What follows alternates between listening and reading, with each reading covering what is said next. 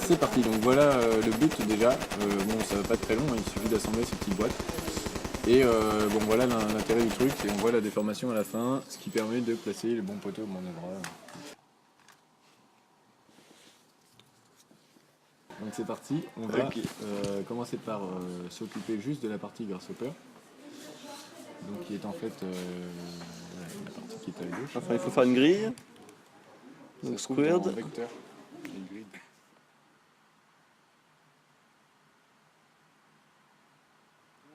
Alors le premier point, c'est un plan. Donc un plan, ça peut se trouver avec un point. Donc on va faire construct point. Oui, bah merci. Bah, c'est nous, il y a l'image en même temps. Donc on va le mettre en hauteur. On va faire 10. Et voilà. Et donc là, on va avoir la grille qui va se trouver en hauteur. Ici, le S, c'est size. De chaque cellule.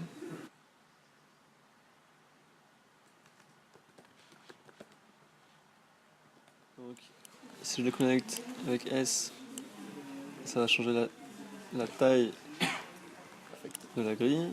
On peut le laisser à 1. Après ici, ça va être le nombre. T'as qu'à en mettre le même slider pour les deux, ça fait carré.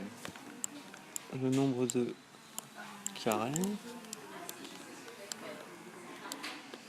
Donc là j'en ai 10. Okay. Ensuite il faut récupérer les lignes. Donc il faut faire explode cells. Donc là ici on explode les lignes. Les cells. Ouais. Et là il faut faire quick duplicate. Ou remove duplicate line. Remove. En fait, il y en a qui sont dupliqués parce que les cells, ils se chevauchent les uns et les autres.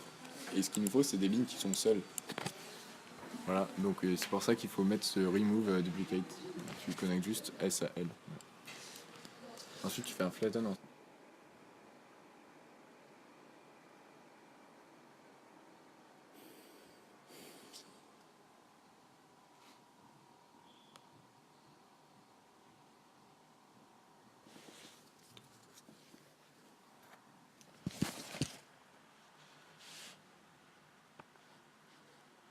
D'ailleurs, display, on va mettre ça. Ah, voilà, ça peut être utile d'ailleurs. Dans display, vous avez ça. En général, c'est pas activé et ça permet de voir les noms complets. Donc, ça va être un petit peu chiant pour s'en servir, mais au début, c'est très pratique pour savoir ce qu'on cherche en fait. Voilà, donc on continue. Donc on a fait remove duplicate line pour avoir ces lignes. Vas-y, je te repasse une main. Ensuite, on va s'occuper des 5 points à disposer en dessous. Donc tu peux faire construct point 5 fois. Attends, je crois que c'est construct point.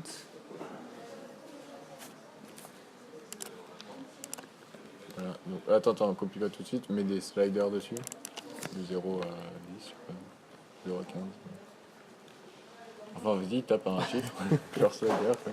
Et à mon avis, 10, c'est pas suffisant, donc bref. Vas-y, relis.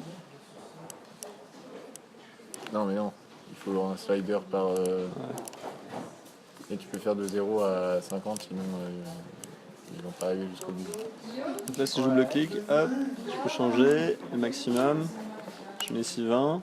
Et voilà, hop. Je déplace mon point, il se trouve C'est suffisant. sol. Là, ici, je vais le dupliquer après. Donc, je copie-colle. Peut-être que je le fais 4 fois. Ouais, fais-le maison en 4. Ouais. Je crois qu'ils en demandent 5. Vous saurez copier-coller une 5e fois normalement. Ok, donc 5 fois, je vais faire. Voilà. Ensuite, tu les relis tous à une boîte qui veut dire point, donc point. Point. Voilà, donc on peut tous les brancher en appuyant sur la touche Maj pour arriver à en mettre plusieurs sur la même connectique. Donc appuyez sur la touche Maj, ça c'est très important.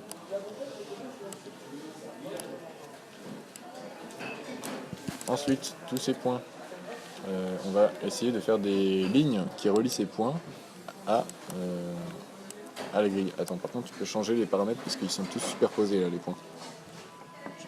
Les valeurs, ici, il faut que tu les fasses varier. Ah oui, ça va. Donc, pendant que tu fais ça, je suis dessus. Donc ici, je change les valeurs pour qu'ils soient différents. Voilà, tout à fait. Tac.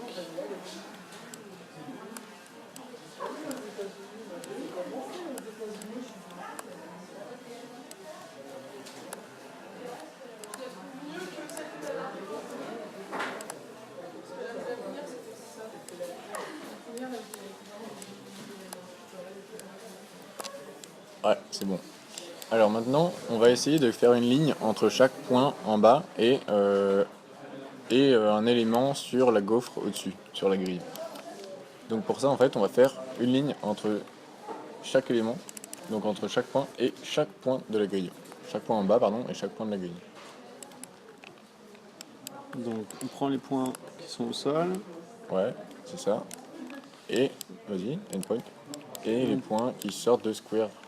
Ici, ça.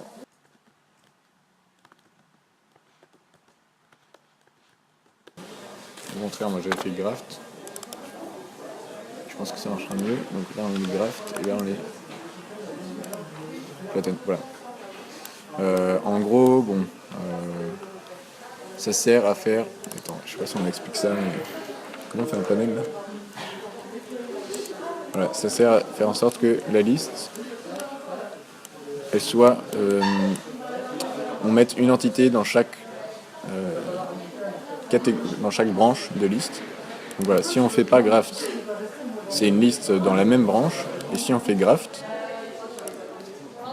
on crée une branche à chaque valeur. Et à l'inverse ici, Mais j'aurais fini dans 20 minutes. c'était déjà sous forme de branche assez sophistiquée. Ça ira. Regarde. En tout cas, Voilà. Où il y avait, dans chaque branche, il y avait plusieurs éléments. Et c'est pour ça que pour être plus simple, on a fait flatten. en tout cas, merci beaucoup. Je refais ici. C'est vraiment cool. Flatten qui écrase tout dans la même branche. Donc maintenant qu'on a cette ligne, maintenant qu'on a toutes ces lignes, en fait on va choisir la plus courte de chaque ligne. Vas-y, lens.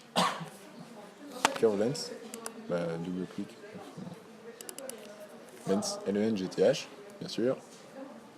Voilà, le premier qui vient. Curve lens, il s'appelle. Oui, vas-y. Et ensuite, il va falloir les classer par ordre croissant. Donc il faut sort list, qui veut dire classer la liste.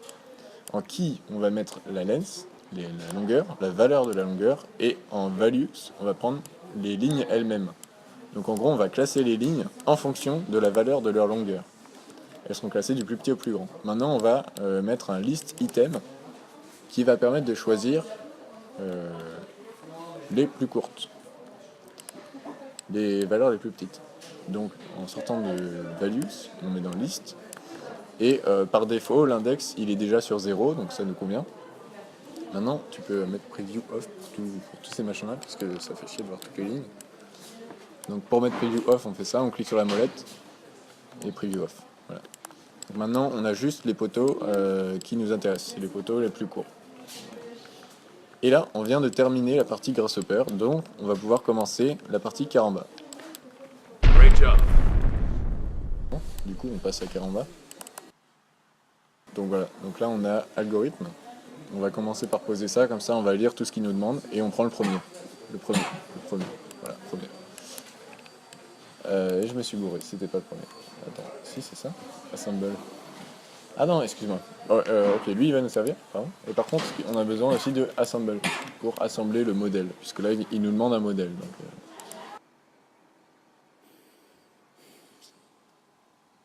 là, c'est dans modèle. Voilà. On prend assemble. Et là, on va lire tout ce qu'il nous demande dans assemble et on va lui donner ce qu'il veut manger. Donc, il demande déjà, on va commencer par le deuxième, bizarrement, mais il demande des éléments. Donc, pour faire les éléments, on va prendre toutes les lignes qu'on a tracées et on va les transformer en poutres. Donc, pour ça, on va prendre le composant line to beam. Je sais pas où il se trouve. Attends, je sais pas. Ça se trouve dans modèle line to beam. Modèle line to beam ici. Voilà. mets de la place un peu, on aura besoin de place. Voilà, donc là on va essayer de mettre les lignes qu'on a récupérées. Donc tu peux aller récupérer dans la partie Grasshopper les différentes lignes qu'on a créées. Donc ce qui sortait de ça nous intéresse. Tu peux mettre un composant en ligne. Ça. Ouais, mais mets un composant en ligne, sinon j'ai un petit composant curve. Ouais, les deux, ça va. Curve, voilà. En outline. Et tu peux le flatten. Voilà, et là on va mettre ça dans en effet dans ligne. Voilà. Là, ce qui nous manque juste, c'est un ID, BIM ID tout en bas. On en aura besoin normalement. Donc là, vous pouvez mettre poutre, par exemple. Voilà, dans un panneau, on fait. Attends, trop long, t'as vu ? Ouais. Et là, tu le relis à BIM ID. Voilà, maintenant, ça c'était pour la partie de la gaufre, enfin la partie de ça. Et maintenant, il nous manque les lignes des poteaux. Donc il va falloir faire exactement la même chose avec les poteaux. Ah bon ? Bah vas-y, copie-colle ça. Hop.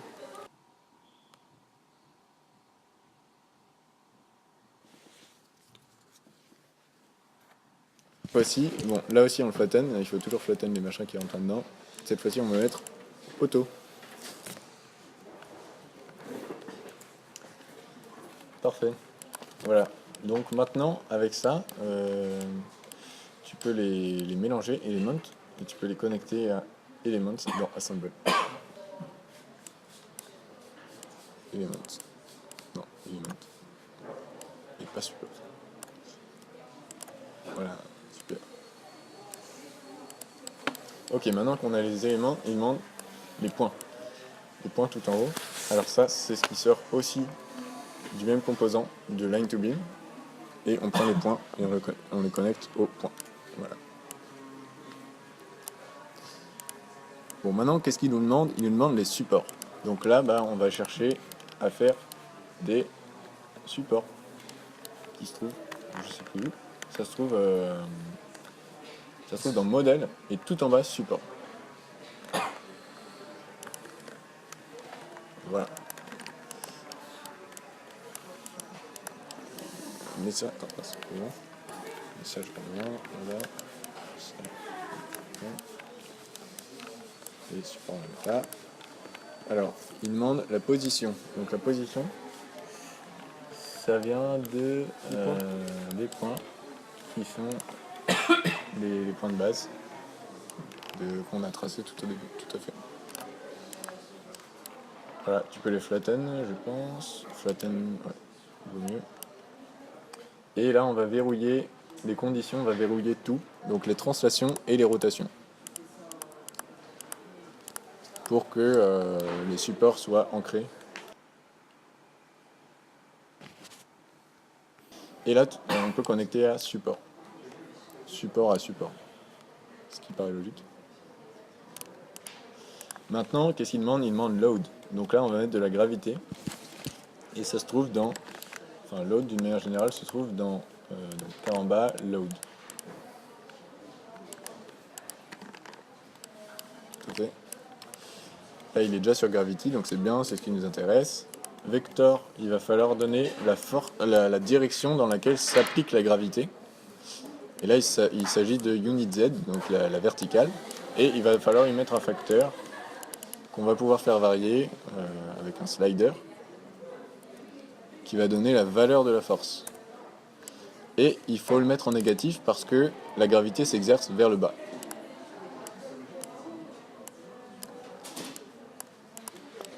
Ensuite, maintenant on peut connecter... Ah oui, non, pardon, tu as déjà connecté load à load. Et ensuite, qu'est-ce qu'il nous demande ? Il nous demande cross-section.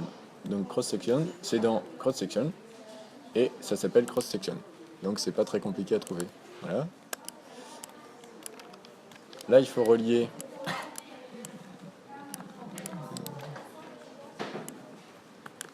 Il faut relier élément à élément. Élément qui vient de line to beam à élément de cross-section. Ouais.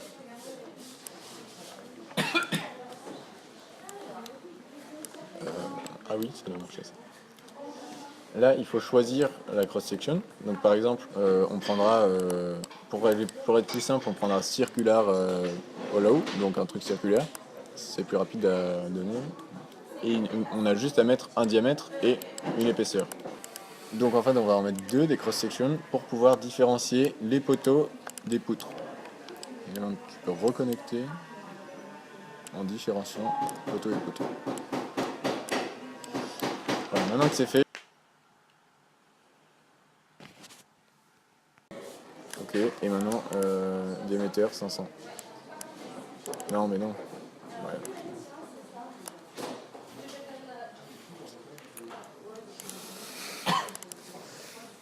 500, voilà. Voilà, donc là il est bon. Maintenant je peux faire la même chose juste au-dessus. Je peux le mettre. Bon, thickness on peut garder la même. Bon, ok, vas-y, copie-toi.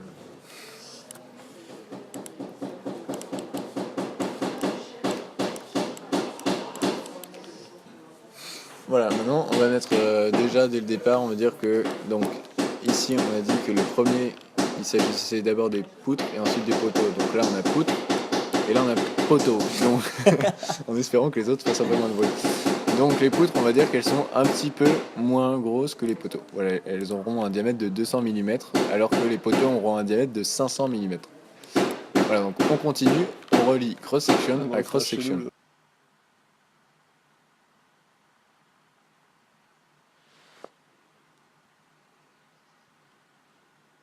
Ok, matériel. Maintenant, il faut un matériel. Donc, matériel, ça se trouve dans. Il faut que j'aille voir. Dans matériel et matériel sélection. Oui. Et ensuite, dans select, tu peux sélectionner. Select. On va sélectionner la famille des styles. On va faire ça en acier. C'est style en acier, je crois. Et style S235, le premier, c'est très bien. Voilà. Et on t'a déjà relié à matériel, c'est parfait. Joint, on va pas s'en servir aujourd'hui. Ensuite, on a fini d'assembler le modèle. Donc on va pouvoir relier modèle de assemble modèle à modèle de analyze modèle. Donc maintenant qu'on a ça, il va falloir apporter une visualisation au modèle. Donc là on va faire model view qui se trouve quelque part par ici dans result. Result, model view c'est le premier. Il se trouve ici. Là. Et tu relis modèle à modèle, ce qui paraît assez évident. Ici Non, pardon. Calculate-il le modèle Attends, c'est bizarre. Attends. Calculate modèle. Ouais, c'est ça. C'est juste qu'il a rajouté un peu. Ok, là, on change pas grand-chose. C'est très bien. Voilà. Et maintenant, on va faire en sorte de voir ça visuellement un peu mieux. D'ailleurs, on commence déjà à le voir, mais on va le voir différemment cette fois-ci en faisant Beam View. Donc, Beam View se trouve toujours dans Result, mais cette fois-ci Beam View. Vas-y, passe. Result, Beam View. Voilà, super. Modèle. Et maintenant, on va voir des trucs un peu plus intéressants. Donc déjà, la section, apparemment, on a mis un truc un peu trop gros. Ah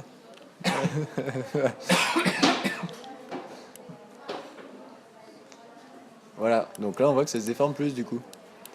Mais du coup, on peut varier la force du poids. Pardon, de la force, de la gravité. On peut en mettre un peu moins. Parce que sinon, c'est un peu bizarre. Bien. Normalement, il faut réfléchir tout ça. Mais... Et voilà, donc là, on arrive à voir notre modèle qui se déforme dans tous les sens. Je vais maintenant. Si tu as aimé cette vidéo, n'hésite pas à